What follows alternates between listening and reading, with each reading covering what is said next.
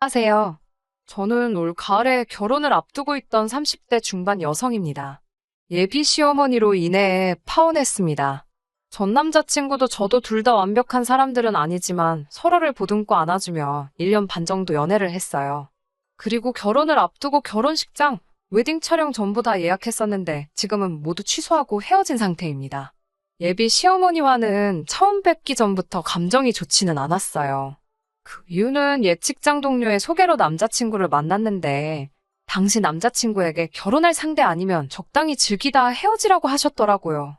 그 이야기를 마치 농담거리처럼 전달하는 남자친구에게도 예비 시어머니에게도 굉장히 불쾌했었지만 당시 연애 초반에 한창 좋았던 때라 참고 넘겼어요.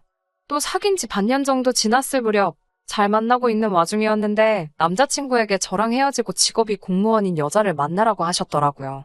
지금 생각해보면 전할 말, 안 해도 될 말, 도인지 된장인지 구분 못하는 남자친구가 제일 바보 천치였는데 그때는 그렇게까지 생각을 못했어요. 무엇보다 그 당시 속상했던 이유는 저를 만나기도 전에 미워하시는 것 같았고 다 큰 아들한테 이래라 저래라 하시는 게 좋아 보이지 않았거든요. 무튼 그러다 사귄 지 1년쯤 되었을 때 하도 저를 만나보고 싶다고 하셔서 처음으로 예비 시어머니와 만나게 되었습니다. 하지만 오가는 대화는 좋지 못했습니다. 저는 집안 사정으로 고등학교 졸업 후 전문대에 진학했습니다. 원래는 고등학교 졸업 후 바로 취업을 하려고 했는데 그래도 고3 때 담임 선생님이 전문대라도 나오는 것이 좋지 않겠냐고 추천해 주셔서 그렇게 되었어요.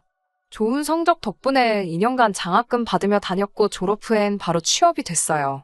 첫 직장은 중소기업 경리였는데 몇 년간 일하면서 꾸준히 돈을 모았고 후에는 일 욕심이 생겨서 좀 더 좋은 직장으로 가고 싶더라고요. 그때부터 온갖 자격증을 따고 영어 공부도 하면서 나름 열심히 준비했습니다. 덕분에 지금 다니는 직장으로 취직할 수 있었습니다. 반면에 남자친구는 인서울 4년제 대학을 졸업 후 바로 취업했다고 들었습니다. 연봉은 남자친구보다 제가 많습니다. 제가 이 이야기를 하는 이유는 예비 시어머니가 제 직장이나 연봉은 생각지 않으시고 자꾸 제 부모님의 직업과 출신 대학으로 저를 후려치기 하셨기 때문입니다. 제 기를 죽이려고 하시는 것 같았어요. 집으로 오라고 하셔서 과일 바구니 사들고 갔습니다. 그런데 그렇게 제가 궁금하다고 한번 보여달라고 하셨다는 남자친구의 말과는 달리 저를 보자마자 본체만 채 제 인사를 받아주시지도 않고 먼저 휙 들어가시더라고요.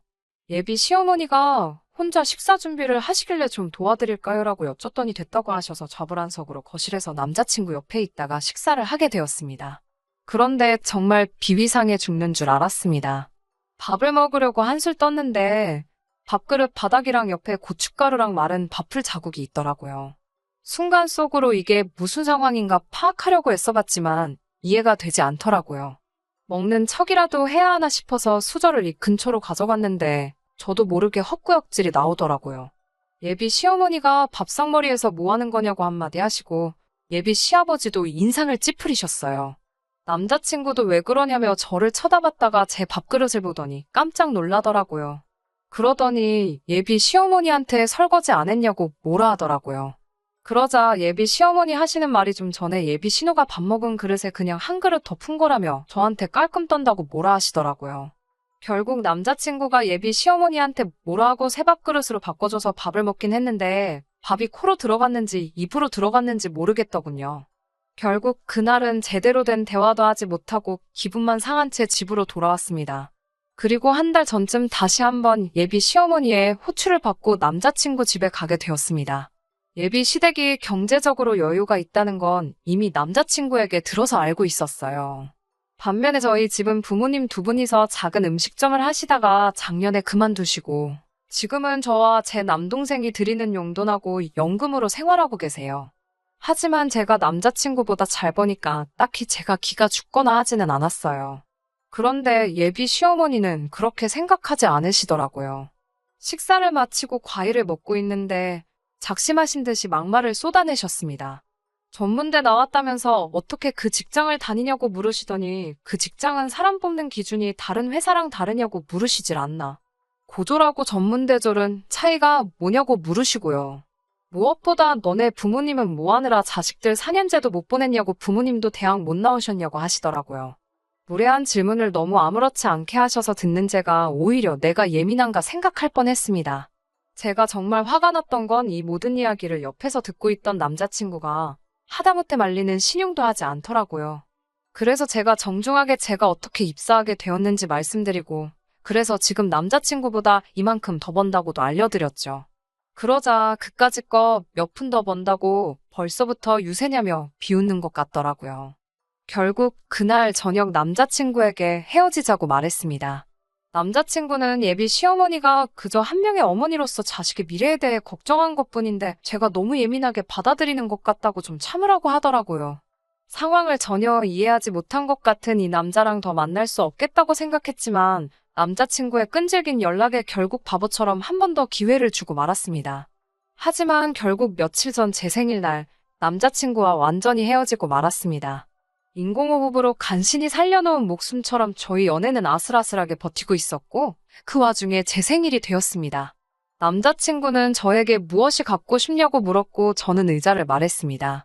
요새 업무가 많아 집에서도 일하는 날이 많아졌거든요.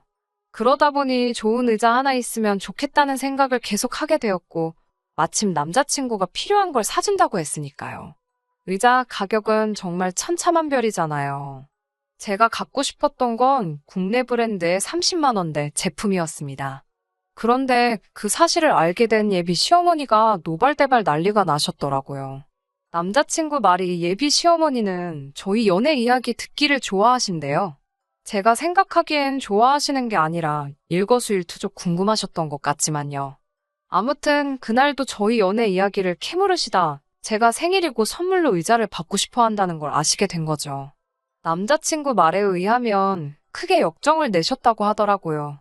좀 더 정확한 상황을 알아야겠다 싶어서 남자친구가 화장실에 간 사이 남자친구와 예비 시어머니가 주고받은 연락을 확인했습니다. 예비 시어머니는 정말 무서울 정도로 제 험담을 하고 계셨습니다. 저를 저급한 표현으로 부르고 계셨고 지까짓게 일을 하면 얼마나 한다고 유난을 떤다며 남자한테 벌써부터 뜯어낼 궁리나 한다고 생각하시는 것 같았습니다. 무엇보다도 남자친구는 예비 시어머니가 그렇게 저에 대해 떠들어대는 동안 단 한마디의 방어조차 시도하지 않았더라고요. 남자친구는 예비 시어머니에게 괜찮아라고 몇 번 보냈더라고요. 도대체 뭐가 괜찮다는 건지 전혀 납득이 되지 않았고 무엇보다 이 연락을 저에게 보여준 그 어리석음에 분노까지 치밀었습니다. 결국 그 모든 연락을 읽고 난 뒤 남자친구에게 더 말할 것도 없는 것 같다고 정말로 그만하자고 했습니다. 남자친구는 도대체 이유가 뭐냐고 묻더라고요. 이번에는 정확히 알려줘야 할 것 같아서 예비 시어머니 때문이라고. 너도 알듯이 예비 시어머니는 나에 대한 존중이 하나도 없으시고 너는 그런 예비 시댁으로부터 나를 조금도 보호해주지 못하는 것 같다고요. 너의 우유부단함과 눈치 없음에 크게 실망했고 그런 너와 미래를 함께 할 수 없다고 하나하나 알려줬습니다. 그렇게 헤어지고 집에 돌아왔습니다. 집에 도착하자 비로소 이별이 실감이 났고 마음에 구멍이 난 듯 횡하더라고요. 남자친구를 사랑했던 건 진심이었으니깐요. 하지만 눈물 흘릴 틈도 없이 예비 시어머니로부터 전화가 걸려왔습니다. 받을까 말까 고민하다 두 번째 걸려왔을 때 받았습니다. 전화를 받자 예비 시어머니는 네가 뭐가 잘나서 헤어지자고 하냐면서 자기 아들한테 자기 때문에 헤어진다고 했냐고 노발대발하더라고요. 저도 더 이상 겁낼 것도 없고 해서 사실대로 말했을 뿐이라 하니 못된 게 부모하고 자식 사이 이간질이나 한다면서 배운 게 없으니 하는 짓도 격떨어진다고 빈정대더라고요. 마음 같아선 저도 쌍욕하면서 따지고 들고 삿대질하고 싶었어요. 아까 헤어질 때 남자친구 뺨이라도 한 대 때릴 걸 후회도 되더라고요. 하지만 꼭 참고 예비 시어머니께 조근조근 말씀드렸습니다. 지금 이 전화도 다 녹취되고 있고 이런 식으로 또다시 연락하시면 저도 모든 방법을 동원해서 당신하고 당신 아들에게 대응하겠다고요. 예비 시어머니는 그동안 고분고분하던 제가 그렇게 나가니 그제서야 좀 당황한 눈치더라고요. 그 이후로 남자친구에게 몇 번의 연락은 왔었지만 깔끔하게 무시했습니다. 나중에는 남자친구를 소개시켜줬던 옛 직장 동료까지 연락을 해오더라고요. 아마도 남자친구의 부탁을 받았을 거라고 짐작할 뿐입니다. 그 사람과 얽힌 작은 실오라기 하나 간직하기 싫어서 조금이라도 얽혀있는 인간관계도 다 정리했네요. 비록 사이다 후기는 없지만 저는 마음에 남은 것 없이 홀가분합니다. 이제 당분간은 좀 더 제 자신을 아끼고 발전시키는데 시간을 쏟으려고요. 그리고 언젠가 다시 기회가 된다면 저라는 사람을 존중해주고 사랑해주는 남자를 만나고 싶습니다.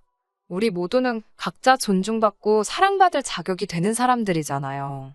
남이 나를 내려치게 내버려 두지 말자고요. 힘내볼게요. 들어주셔서 감사합니다.